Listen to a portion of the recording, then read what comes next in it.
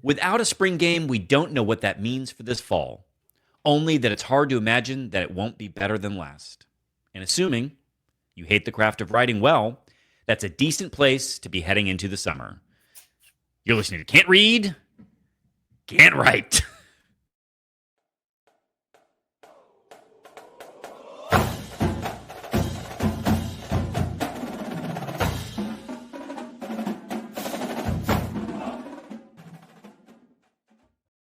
Welcome back, everyone, to another episode of Can't Read, Can't Write.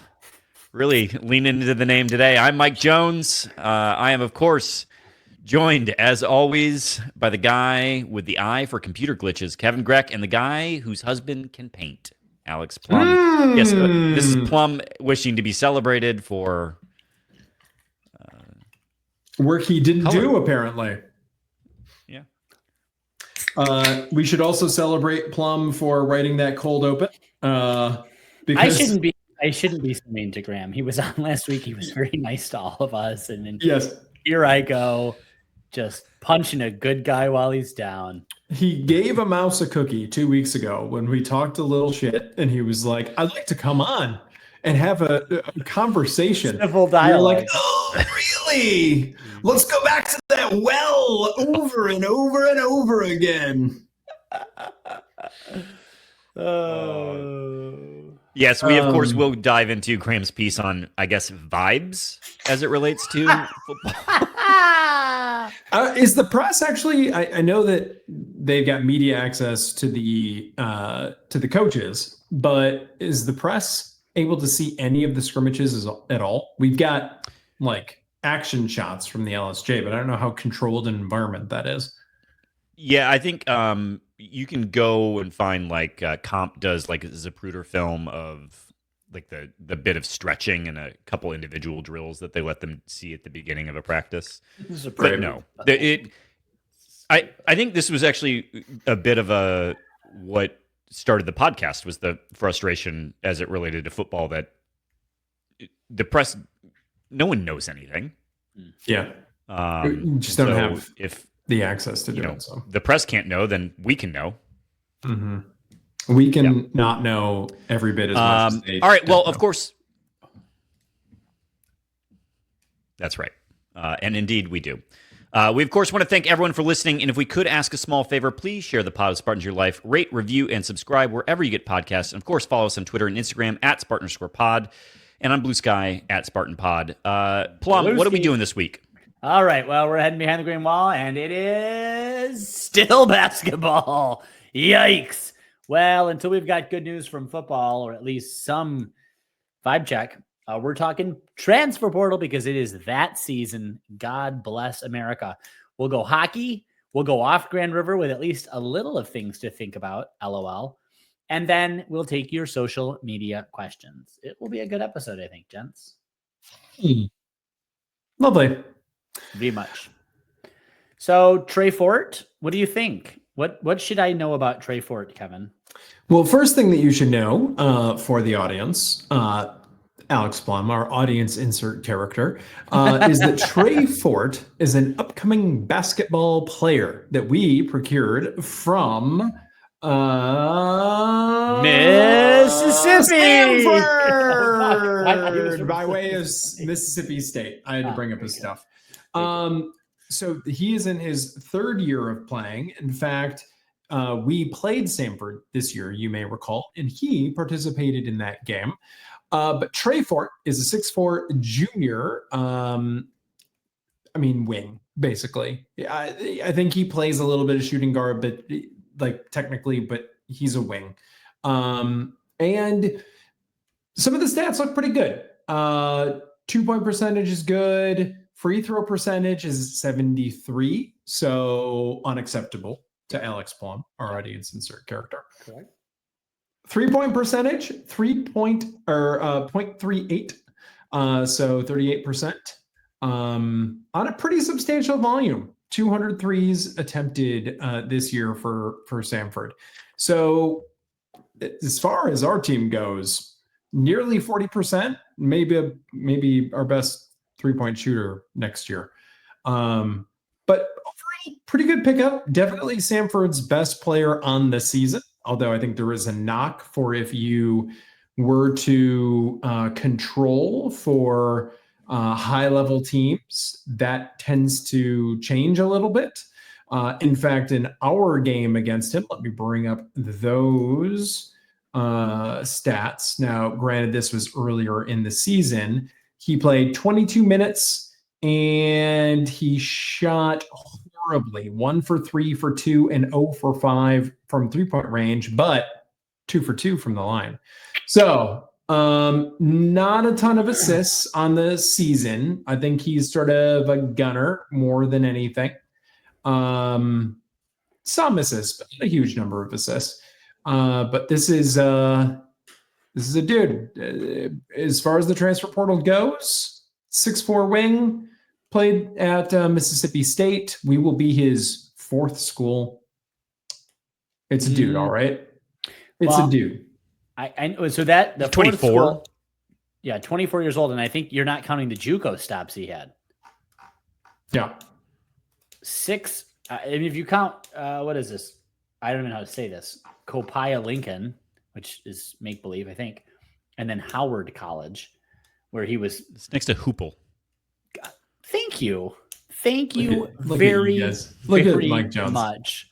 My God, God bless America. I guess this is my question though. The stats, okay, in a vacuum look great, but what's the same? I refereed Samford, by the way, women's soccer, not an SEC program. At the time, I think they were Sun Belt, maybe, or God, maybe it was Conference USA. I don't even know what they were in. So I don't know. They're in the Southern now. The Southern SoCon. That's what they were. They were SoCon. So I'm at a loss as to how someone with moderately passable statistics in a what I have to imagine was middling Southern Conference team. How does that comp to the Big Ten? I mean, this just seems like, I mean, maybe not an immeasurable distance, but oof, that seems like a gulf. I mean, couldn't you say the same thing about Tyson Walker, Northeastern? Like, you're taking a chance on any guy in the portal. And as we see here, they don't all hit. But sometimes people go, certain idiots go, hey, Long Beach State, big man coming off the bench. How can he play at Michigan State? And those people turn out to be very wrong. Who could that have been? Let's not think about it. Yeah, 3 for 3 on this podcast. Has Izzo missed coming out of the portal? Yeah. I mean, Frankie Fiddler. Who would you say was a miss? I think Frankie Fiddler. Frankie wasn't quite what you wanted him. He didn't pan out. Can we say that? He wasn't what we wanted or expected, maybe, but like he played pretty meaningful minutes leading to wins in the NCAA tournament. Like, I don't know. Okay. He was Big Ten caliber.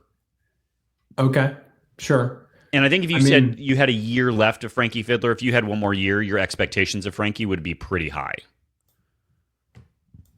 Okay, fair.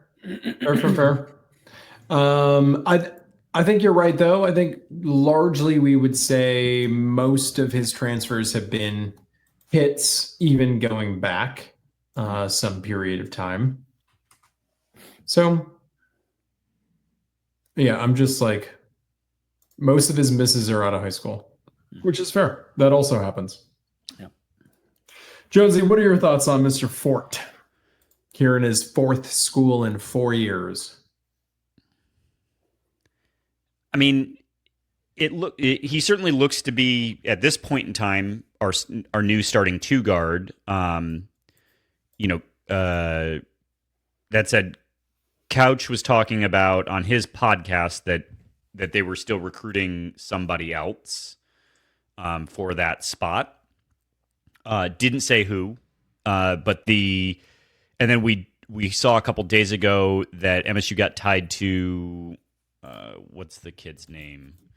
The kid who decommitted from UConn, who's a McDonald's All-American shooting guard. So I think this is maybe a really great depth piece who can provide meaningful minutes. I don't know I still think we're.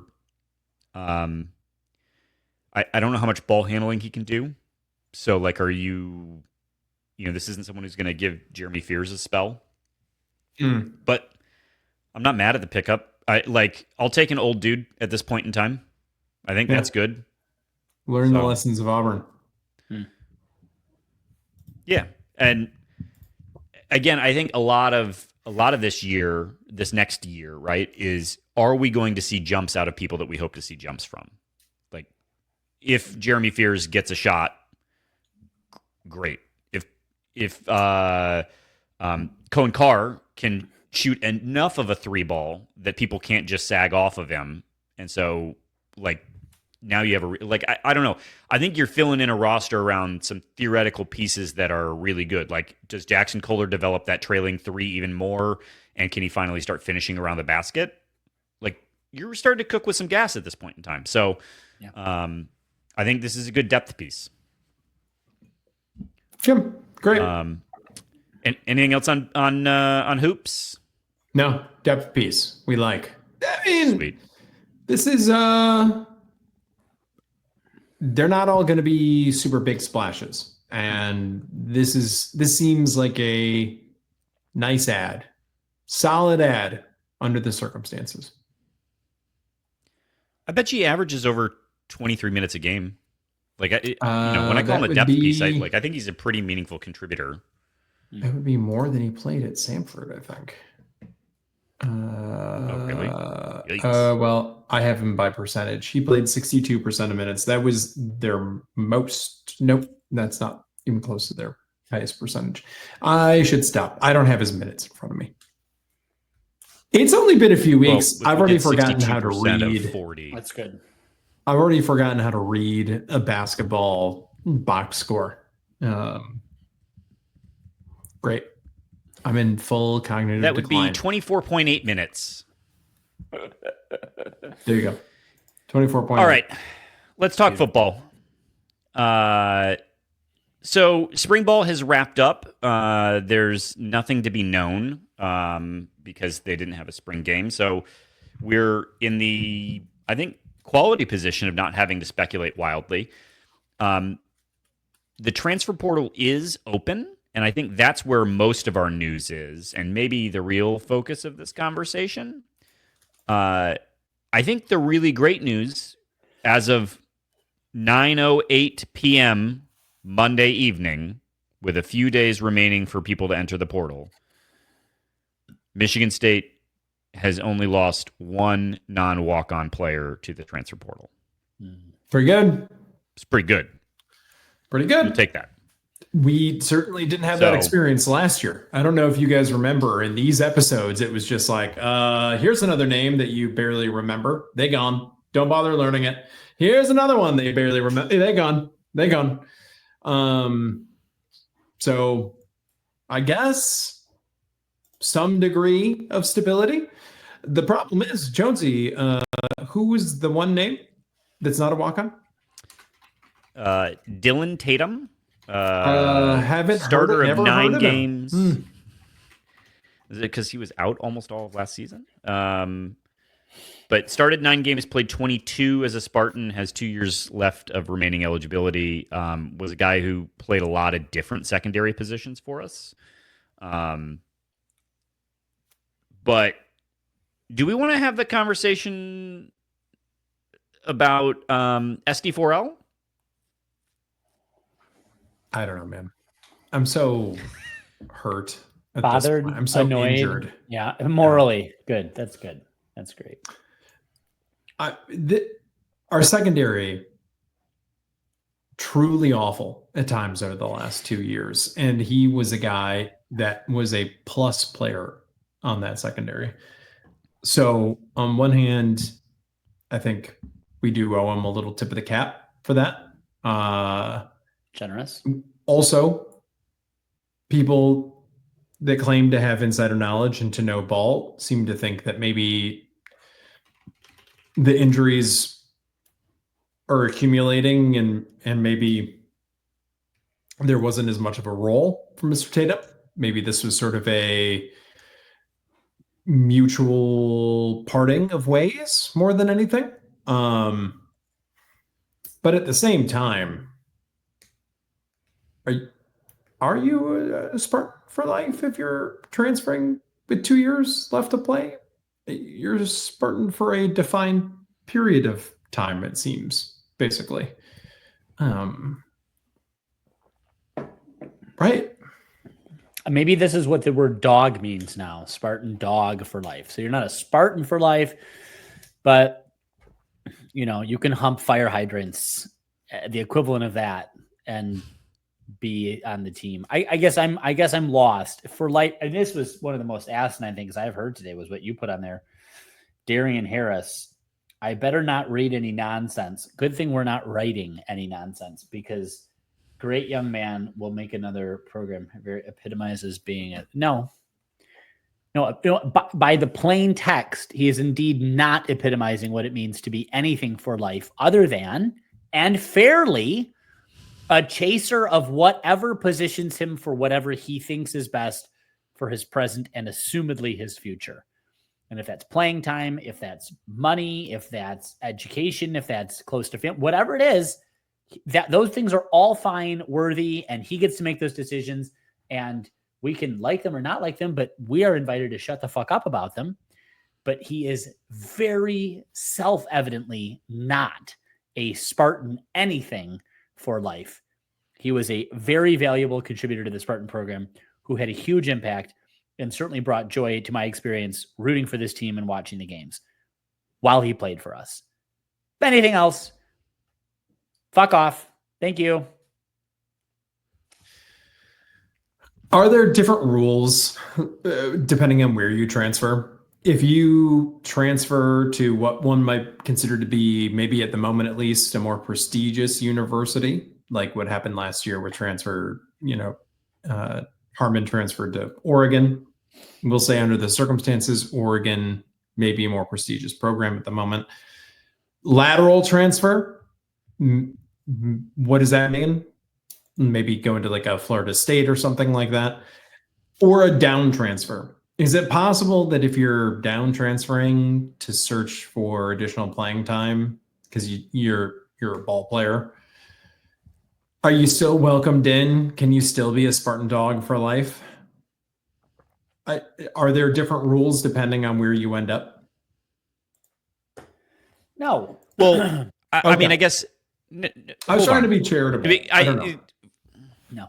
Yeah, but I think in a couple things. One, let's all flash back to the 12 weeks of watching football, and a few minutes before every week, the text would come around of the entire secondary being eliminated from the game because of injury. Right. We are now missing a player from the team who has Big Ten snaps under his belt because he's leaving in pursuit of more playing time.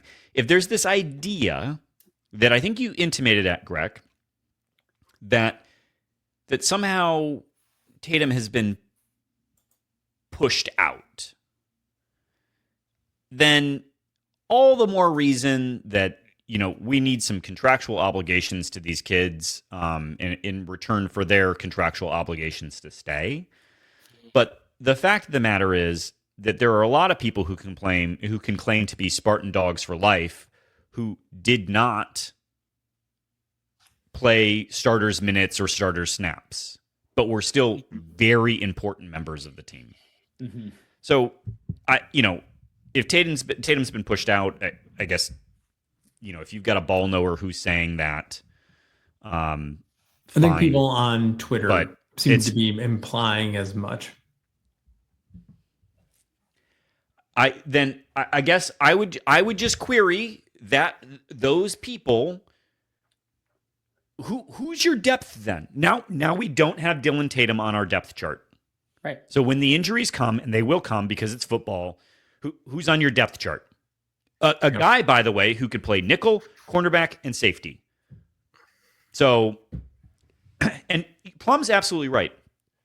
To a degree, look, I think it's fair for us to say we can fuck off as it relates to if someone wants to get more money, more playing time, pursue an education, they get to make their own decisions. But what they can't also take is the affiliation with the university. You don't get to be a Spartan dog for life in the same way that Trey Holloman can fuck off. You left. We're getting back to our cake and having it too conversation from before. Right. Yes. Because I stayed for my degree and then continued to invest all of my time and energy. Like, I'm a Spartan dog for life in more ways than Dylan Tatum is able to claim. He has better gear than I have, that's for sure. But anyway. And all possible interpretations of that statement too, I would guess. So I mean, I'm just so fatigued at all of this. I have no outrage for it. I have barely any reaction. Mm-hmm. This is the future of college sports, as we discussed at length last week. It will continue to be like this. And what we're celebrating is that this isn't that bad in the scope of things. That's where we're at right now.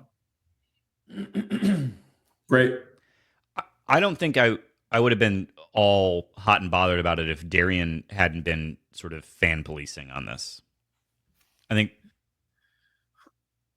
Is it possible though? I don't need that internal advocate for cake and eating it too. Yeah, but is it possible though that maybe Darian has insider information and he seems to be going out on a particular limb in this case? Maybe there's something more to it than we don't understand. Do we want to provide some grace in this case? Has Darian earned the benefit of the doubt? I think, I don't know. A lot of Darian's take on NIL have not been particularly fantastic. I don't know that he's earned all of that much grace, but fine. As a former captain, sure. Maybe he's entitled to some grace on this particular point.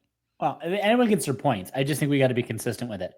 But maybe this is the bigger point. Maybe this is what he knows that we don't, which is that players are Spartan dogs for life by virtue of them coming and playing one season with us, irrespective of how much playing time they get, irrespective of how injured they were, irrespective of anything. As soon as they come through that portal door, congratulations, you're a Spartan dog for life. And maybe that's what it means now. I mean, maybe we're the one. Maybe I'm the one that needs to.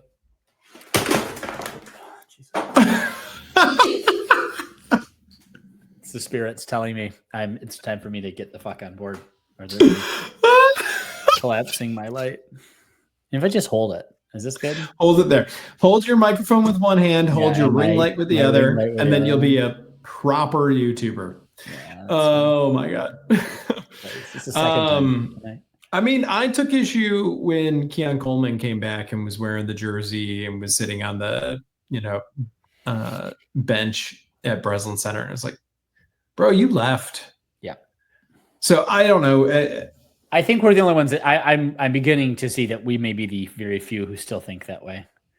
Yeah. I think that it's this sort of this immediacy. Oh my God, are we old? Is this like the generational thing? Here we are. We're yelling at clouds. We're yelling at clouds. This is get off my grass. This is it. All right, that's it.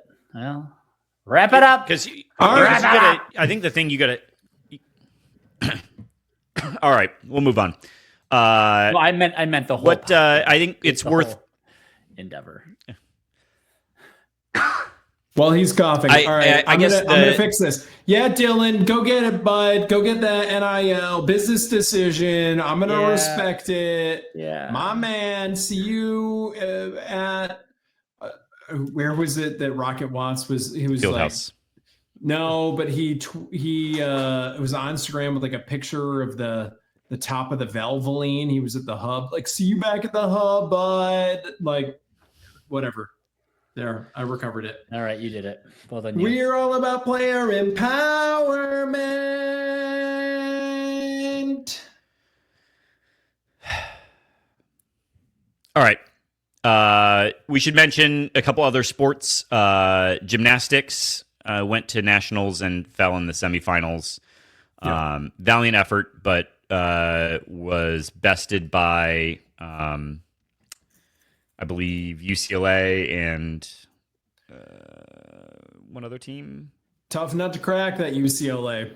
Utah. They keep rearing up. They're almost like one of the all-time programs in women's gymnastics. Who knew?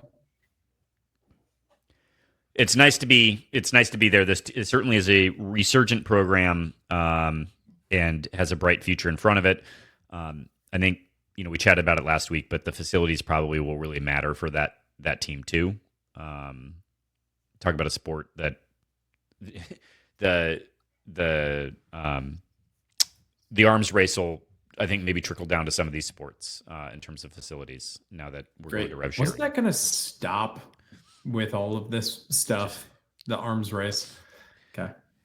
Also, that facility, and I have no insider information on this, but if I know Michigan State University, and I think I do, that facility will be helping out the gymnastics team in something like 2032. So look forward to it. Yeah. Also, MSU's women's golf came in second in the Big Ten championship. I believe the selection show will be on Wednesday at 1 p.m. on the Golf Channel, in case anyone wants to watch. That was the positive spin on all of this. They choked away a lead, and so they were up, I believe, 5 strokes on number 1 in the country, Oregon, and then ended up falling in the last day. But either way, I do think they're expected to make the tournament, so that will be exciting for MSU. So they were up by 6 strokes. They didn't rory it. They didn't end up they didn't choke it, but then win it back again. That's too bad. Yeah. All right. I think that's everything we've got behind the green wall, unless anyone else has got anything else. No. Tell me about the place. Michael Jones, tell me about a place. If I were to go gps.com/AAA triptych and I put in 4450 Clear Lake Road, Grass Lake, Michigan, what would happen? What would I be in store for, Mike Jones? Draw me a picture.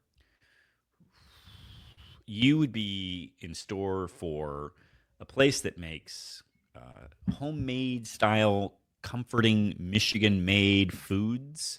And of is it mid southeast Michigan? That's what we'll call it. Anyway, you'd find Mama's Mercantile and Eatery, at Mama's, Michigan-made products are featured on the menu, allowing you to bring a piece of their kitchen to yours. You can head to mamasmerc.com for menus, online ordering, and more. And of course, mention Can't Read, Can't Write, and get 10% off of your invoice. And soon to be. I don't think we have anything off Grand River this week. So is it just social media questions? Sure. I was going to put in a plug for the patio over at Mama's Merc, but Mike Jones, I think you're a little laggy over there, bud. Let's go to social media questions. It's going to be great. I'm not going to read them since I'm lagging. Okay. First up from Joe Ashworth to Alex Plum, I think. Jonathan Smith announced that, quote, Meet the Spartans will be back this August. Is he a coward for capitulating to the fan base? Or should he be lauded for listening and finding a new way to carry tradition forward? As long as we get to meet the Spartans out in the woodshed while we're chopping wood in the woodshed. In the deep end. In the deep end where the woodshed is, where there's the chopping and the meeting of the new Spartans. Then yes, he is to be applauded. Lauded even for this act of bravery. I don't know. What's he capitulating to? These are the gimmicks. We don't know who any of the players are. 500% of the team is going to come from the portal. So what's the difference? You're going to have Meet the Spartans events because we're not going to know who any of them are. We won't know their names. We won't know for whom we're cheering. So it's a good thing. It's actually a necessity more than anything. More than anything else. All right. Next up, all right, the Upper Deck Jerk guy. Kevin, I know the trademark after, quote, social media. Oh, Upper Deck Jerk guy is early this week. This is upsetting to me. I know the trademark after social media questions is likely a joke, but since Jonesy is one of them, their attorneys, did you actually file for a trademark? Maybe that's a question for Michael. I did not. But it's a fun Good. little emoji you can pop in. I'll read this next one from the Upper Deck Jerk Guy for Greg. Is Izzo's plan to play more small ball with long wings next year? I mean, it would have to be, right? Because we're losing a big. So, and it doesn't seem that we're replacing that big. So, small ball it is. And I think we had a good deal of success with that, moving Cohen Carr closer to the hoop, kind of in the 4 spot. Didn't work universally, but was fun to watch and did have success at times. So very possible Upper Deck Jerk Guy. In fact, maybe likely. It's kind of the way that basketball is going. And finally, from the Upper Deck Jerk Guy, Michael Jones, does the football team make a bowl game next year? Yes, absolutely. Otherwise, I think I'm officially going to enter the transfer portal myself. Yeah, the whole podcast is entering the transfer portal. Then, next up from Thomas, Plum, is it valid to be worried about none of the transfers being bigs? I know that we need to shore up scoring, but the front court has been sort of under-recruited lately. I don't know what you mean, Thomas. This coaching staff has never had a struggle with getting bigs into the lineup. So that's never been a problem. And I think that your faithlessness is really, frankly, concerning considering we just had Easter. So if anyone can resurrect anything out of the portal, it's Tom Izzo. And please have faith, ye of little faith. Oh, ye. Oh, ye. Next from Thomas to Jonesy, do you consider berries breakfast fruit or lunch fruit? Here we are. There's truly nothing to talk about.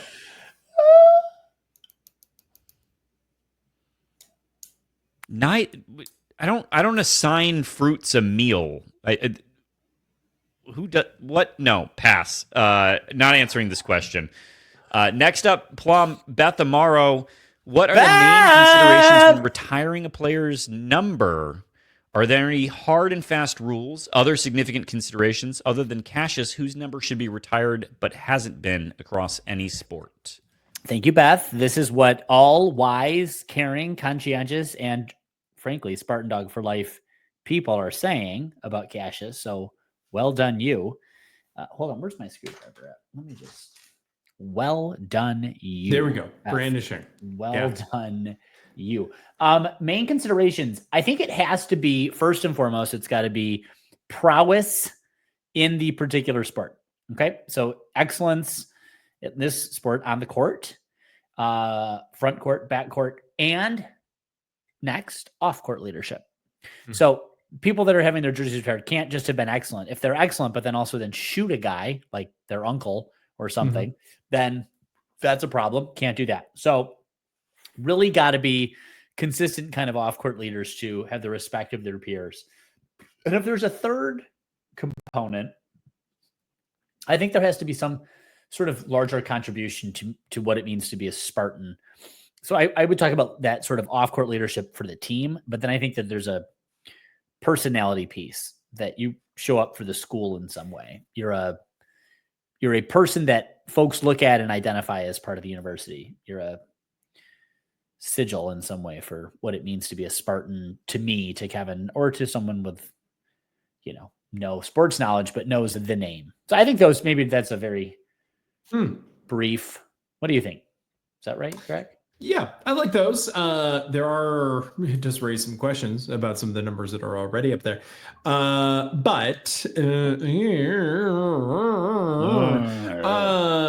Anyway, okay. I would ask you a question. What do you think about set criteria? Player hits X, some kind of player of the year. Like, I think Denzel Valentine gets thrown around pretty often because he had player of the year accolades. Yeah. Whereas actually Draymond didn't have quite the same number of individual accolades before he turned pro, obviously. Right. So what do you think about that? You hit Big Ten Player of the Year or some kind of National Player of the Year honorific, you automatically get your number retired. Would you be on board with anything like that?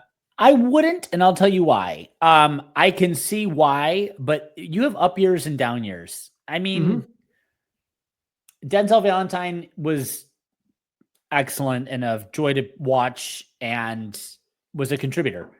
I don't really think of him very much. I don't think of him the way I thought of Cassius. I mean, I sort of had, maybe there's a unique, bond because of the things that he went through and because of how good that team was.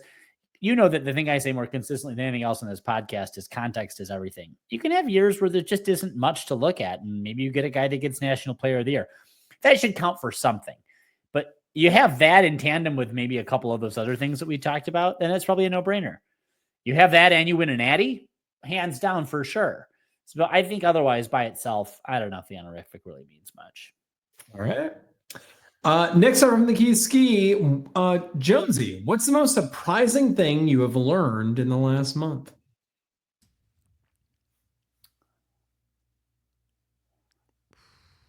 I don't know. Okay, we're going to stop throwing to Jonesy.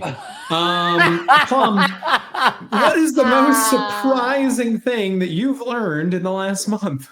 That was good. I've been reading a book. This is where we're really totally off the rails. This is just, we've jumped the full shark on this now. He asked. Let's go. That's great. Well, good point, Keith. I've been reading a book by Daniel. I was going to say Daniel Webster, but that's not it. The Oxford Historical Series. It's like a 5 or 6 tome set of basically U.S. history, starting with the Revolution and going through more or less, I think, goes at least through 2010 or so. The name is escaping me, but I'm reading like number 2 right now, which is about it's the center of it is Jackson's democracy. I had no clue that under John Quincy Adams, that's one thing I learned. It's not Quincy, it was Quincy. John Quincy Adams. He was a uniter. There had been like a nascent Federalist Party. The Federalists at the time, there was a Federalist and the Republicans. Yep. And the Federalists had more or less died by that point. That was like Washington was a Federalist, Jefferson was, these guys were all the Federalists. And then John Quincy Adams comes along as a Republican and basically unites all of the country, and they're basically all Republicans. And for his first term, he may have only had one term, it was called the Era of Good Feelings. And they didn't know what they didn't agree about. I mean, like you had, obviously the South had slavery and the North was kind of trying to figure out like what kind of mercantile trade system it was going to need to put into place so that it would have an economy that would work, because they were all agrarian largely in the New England. But it's just very interesting, like where the political cleavages came. And it was Jackson who introduced sort of a democratic Republican identity, which then became the Democrats in support of slavery. But it's been very interesting to read the book and to see just how godforsakenly bad of a person Andrew Jackson was, what a train wreck his presidency was, and how honestly horrific this current president is doing at, I mean, at least you could give Jackson credit for being at least effective. His, other governmental leaders were willing to collaboratively work with him on some of this stuff. So even though he was a real, anyway, sorry, long answer, but that's what I've learned. Yeah. That was interesting. And what was the name of this series again? It's the Oxford History of America. And I will, as I write this right now, find the title of the book, and I'm not going to do it. Sorry, everybody. It's okay. Yep. Plum, I don't know if you saw, we've been private chatted that Jonesy has quit the podcast. Yes, he did quit. Yes. Yep. So listeners, apparently you will not be hearing from Mike Jones. I'm proud of him. For the duration. Yep. Next up from the Key Ski, and this is directly to you, sir. Plum, why are you so much cooler than the other two? Keith. Now this is Keith. This is Keith buttering me up after last week. He basically used I better not say it. He used a very unflattering term for me. I think he called me dumb. He didn't call me dumb. I don't know what he could. He basically implied. I think he said shrill, which I thought was coded in a way. It was coded in a way that I was uncomfortable with. Yeah, and that's a lot for you, frankly. Mm-hmm. So, no, he pointed out almost fairly correctly that I don't know anything about sports, and then I had to talk about soccer refereeing to reclaim 1/14 of my dignity. So I know what you're doing, Keith, and it's working. I really think it's because I chose a husband that can paint. And so that's why I'm cool. Yeah, that's it. And then Grooch, for you, if you had to go back in time and pick a completely different career. Oh, actually, I am interested to know this. What would it be? So I was on site with the 3M Corporation in Minneapolis, Minnesota this week, and it reminded me that packaging majors have this sweet little back door into having a pretty gig right out of college that, and for some of them, really accelerated. And I sure wasn't making the engineering school, but I think I could have done packaging. So maybe that would have been the move. I know most people think 3M, the 3M office complex in Minneapolis, Minnesota. How does that make you consider the packaging major? But it dawned on me. It was something that I was thinking about. Do you have one, Plum? Yeah, I go back and forth a lot on different things. Sometimes I wish I'd gone into like a career set that had given me an actual skill. Like medicine is a skill, nursing is a skill. These are things you could take around, and like if I wanted to leave the country or go and serve a third world, there's like third world we don't say anymore, but you see what I'm saying? Like there's this sort of like an actual packaging supply chain is an actual very meaningful skill, particularly in last mile service delivery, healthcare delivery. So sometimes I think about that. The thing I'm glad I didn't do, because I almost did this after Peace Corps, was go to like Georgetown's Foreign Service School and sit for the Foreign Service exam. And oh, really? You're glad you didn't do that? I'm glad I didn't do that. Not just because of present day, honestly, irrespective of that. So many of those folks end up just waiting forever to even get a job. And then when they finally get in, they're processing passport applications, and then they're sent to Azerbaijan where they're rejecting people's visas. I mean, it's like a very thankless job for 15 years probably before you finally are like the charge d'affaires in Botswana. And then at least you're, doing kind of fun things, but you're really never doing anything. I mean, you're only ever just a mouthpiece for whoever the president is and the president's foreign policy in that particular country. And depending on the post, you could spend a very long career, eventually become an ambassador if you do good enough, well enough at a country like Namibia or Micronesia. And that's it. I don't know. If you want to be an ambassador, isn't it better to just be rich and write one check and then get to be an ambassador somewhere? The Foreign Service, though, is one of the more interesting life paths that you can choose. Yes. And, people do it. And like I know some people from college who did it, and they're pretty smart, and so I know they're making a difference. I'm confident. It's competitive. It's a very competitive. It's incredibly competitive. But I mean, the few that I, have kind of stayed in touch with, it was pretty miserable first decade in the work. So pretty miserable whole first decade. Well, could you imagine you go through all this work and then you get sent to Algeria and you have a family of 4 that's like, hi, we're blind and queer and disabled. Get us the fuck out of here. And they're like, and you're like, no, I don't know. I don't think so. George Bush says no. Stamp. Oh, goodbye. Fuck. Your life sucks now. Yeah, forever. Literally. Sorry you were born here. I was the gatekeeper for your having a positive life, but now.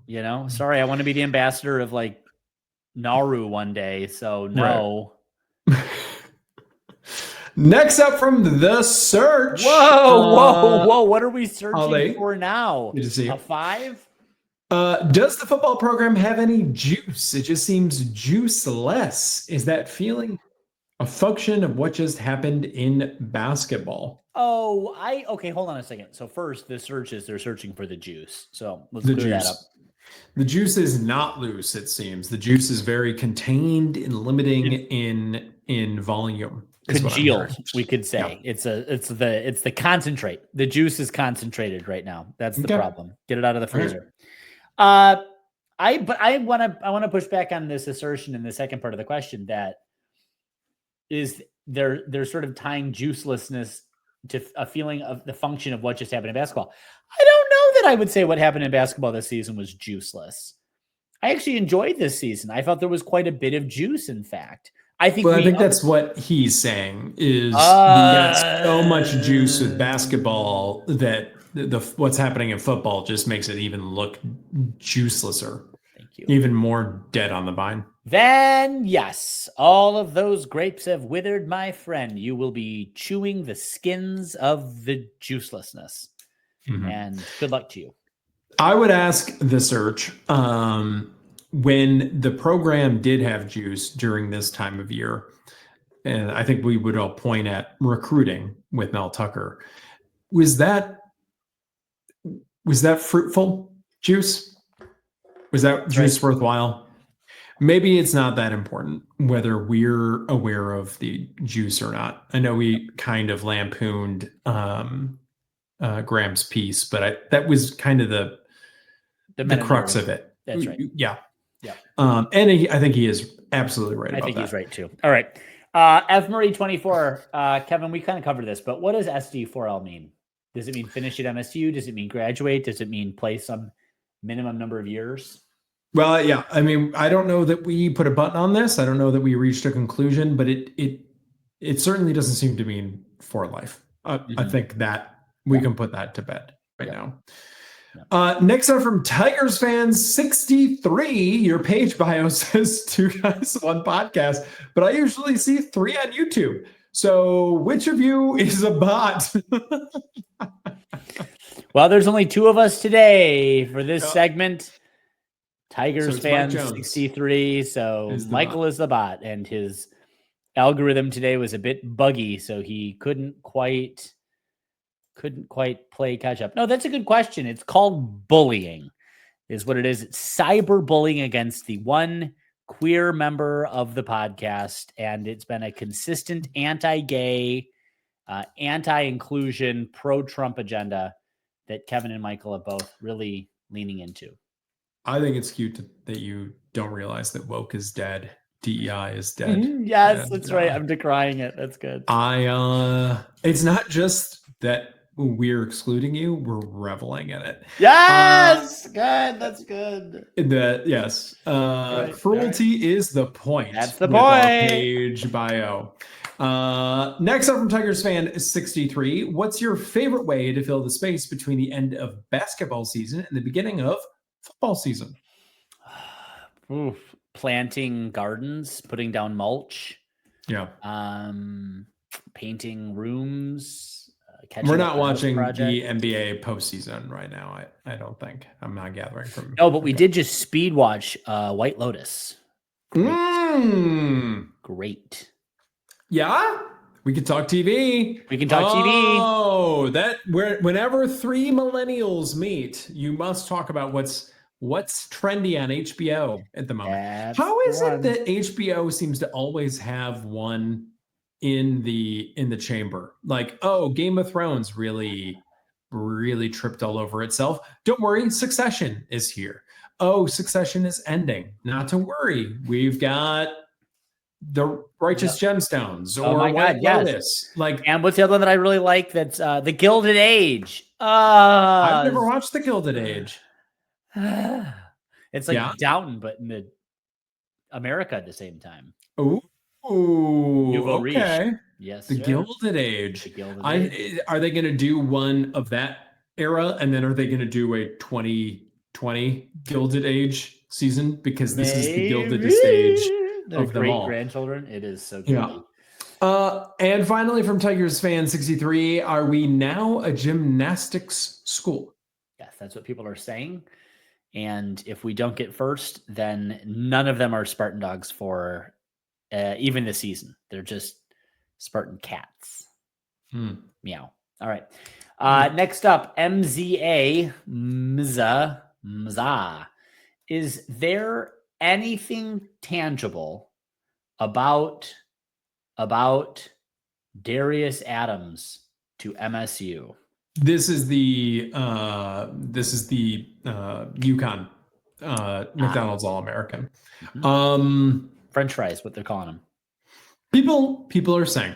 All right, people are saying. So nothing tangible, then is what I'm hearing you. MZA, we've been yelled at in the past, particularly Keith Ski, I think, likes to give it to us for being like, you guys talk a big game about being connected, and we are hearing things on this, but it doesn't meet our editorial standards for reporting. So very good. I don't look to other sources on that. Call Ray Kroc's great-grandson and see what he says. Yes, do that. That's your first step. MZA. All right. Next up, Mamapoly. Susan, I'm sorry that Michael isn't here. He loves reading your questions so much. Kevin, why doesn't football have a touchdown rule like baseball has a run rule? MSU 14, OSU 4. And then we could just get on to celebrating at Mama's Mercantile when the game ends early. Is this a mercy rule question? Is that what she's saying? I didn't realize. Yeah. What? Well, let's all get down to Mama's Merc after we get mercied by Ohio State in the first quarter for 5 consecutive years. Actually, that doesn't sound half bad. Last year's Ohio State game, playing the eventual national champions, was not like that, strangely. It's weird that there is a mercy rule in actual competitive sports. That seems like 100% a kids league thing. It feels a little bit like, you know, how in hockey national championships or postseason after overtime is just like, well, next goal wins. It feels more like what you would say to like end the game because it's the summer and it's dinner time than it is to like, oh, this is really competitive and we're trying to find out who the better team is. It's weird that these rules exist in like true competitive sports, but they do. Next up from Mama's Monopoly. Mama's Mercantile Leaf is, I think, what I was trying to say there. Good. Which MSU 2025 spring graduation ceremony speaker interests you the most? We didn't talk about this when it was announced, but Matt Ishbia, money giver. Deirdre O'Brien, Senior Vice President of Retail and People at Apple Incorporated, or James Spinello, former editor-in-chief of the State News. Don't know James. Sorry, James. Butchered it there. Jim. You know, for me, I will tell you, for me, it's him. It would be old Jimmy Spaniolo. And I'll tell you why. I think, in their own kind of context of where we are politically, you know, this having a bastion of free press, listening to a person that was ostensibly on the front edge of that, even at a publication like the State News, and it's important. And I would love to hear some of that perspective around what speech means and why we guard and have the principles of liberty and free speech, how that sets us apart. It used to set us apart as a democracy in this entire world. So that seems to me to be the most intellectually interesting of these. After that would be Deidre. I'm interested in a company like Apple, which is so large that they somehow combine retail, which is a commercial experience, and people, which is a human resources function. And then you lump them together and it's only a senior vice president role. All of that's very confusing structurally to me. So I can't really make sense of how that fits in the org chart. I don't know. I think maybe she's an alumna. It seems like senior vice president is not enough juice to be a commentator or a speaker in this. Fully correct. Also, just looking at Apple, that's a winter speaker. 100%. And maybe not even that. That might be like you're invited to come speak at the business school about. Yeah. Like you get like a memorial lecture, the Broad Memorial Lecture for Did Good in Business lady. We better have gotten a big check from O'Brien here. From old O'Brien. She's got to be an alumna. If she's not an alumna, then I'm even more pissed. She is. Yeah. Good. Then, all right. Bachelor's degree in operations management. Oh, we'll see. So then, okay, I can get on board with that. But I also can't, because Apple's more or less a monopoly and they're immorally awful. I mean, most corporations are. Apple certainly is almost irredeemable on most human rights accounts. So I would say fuck that. But, On the other hand, they have a very pleasing retail experience. The uniformity of experience when you go to an Apple store, the level of commitment that the whatever they're called, experts, genius bar people. Yeah. Well, there's that, I mean, last and least is certainly Matt HBO. That's one of the stupidest things I've ever heard in my entire life. See, that's where you're wrong, Plum, because as we established, this is the second Gilded Age. So rich guy, rich guy, rich guy. That's where I'll go. Next up from Mr. Neurotic Pants, it's WrestleMania time. Well, that's what we're doing with our summer doldrums right there is WrestleMania. You haven't said a peep. I'm sorry. Isn't this a sports pod? Let me tell you why I don't. Let me tell you why I don't with WrestleMania. Mm-hmm. Sure. They're in tight fitting shorts. There's no VPL. None. It's like they got socks shoved down the front. What else am I looking for? Yeah, you've seen one nipple. You've seen 100 nipples. The six packs, the abs, the bulky chest. I can only do so much for you. Okay. Mm-hmm. VPL or fuck off. And WrestleMania, nah, it's not doing it. I'm sorry. No. That's why I think to a person, you talk to most gay men, they didn't watch WrestleManias. Their brothers who are still straight today, that's who was into it. That tells you all you need to know right there. So yeah. That's it. Here. Next up for Mr. Neurotic Pants, if the Big Ten goes to war with the U.S. government, then we pretty much know where the SEC will fall, right? Fuck. Oh, that's actually a great question, and it's 100% true. So what Mr. Neurotic Pants is referring to here is Harvard is largely in the news for maybe not getting its tax-exempt status revoked by the Trump administration. Correct. What's happening behind that is Rutgers, I believe, started a sort of a pact between compact. Big Ten universities. It's a compact. Yes, that's right. And MSU appears to be participating in that. So this could potentially put us in direct conflict with the current administration that controls where money is sent. And I guarantee you the SEC would revel in the opportunity to just soak those monies up. Soak it. Yep. Next up and finally from Mr. Neurotic Pants and for the podcast, Alex Plum, could you bring in unemployed InfoWars personalities to speculate on the whereabouts of Mel Tucker? And you're saying this because my name is also Alex, right? That's what this is. That's about. Where this comes. You can talk to him through the Alex Shining. Yeah. Oh God. Mm-hmm. I would like to know what Alex Jones is doing right now. And is he sitting outside of like one of those poor Sandy Hook families' homes, like screaming into a microphone, bring out your kid. Bring out your kid. You're a crisis actor. Show me the body. Jesus God. I believe he is still technically on InfoWars, but I think he's just gotten some big setbacks in the Connecticut Supreme Court not picking up his case. The bad news is he'll never be unemployed. I think he was just on with Tucker Carlson or something like that. 100%. But the good news is he's sweating a little bit. Mm-hmm. Well, he looks like a little bit. Which is why we'll take him. Bring him on. He can't be worse than Mike Jones. Am I right, Plum? Yikes. Don't worry. He'll hear that in about 4 minutes when he decides to catch up with the old lag. Very good. Well, that's our podcast. As we discussed, not going to cover WrestleMania, maybe not going to cover the NBA playoffs, but there will be more in Michigan State sports to talk about next week. But until then, Alex, go green. Go white. Love you, Graham.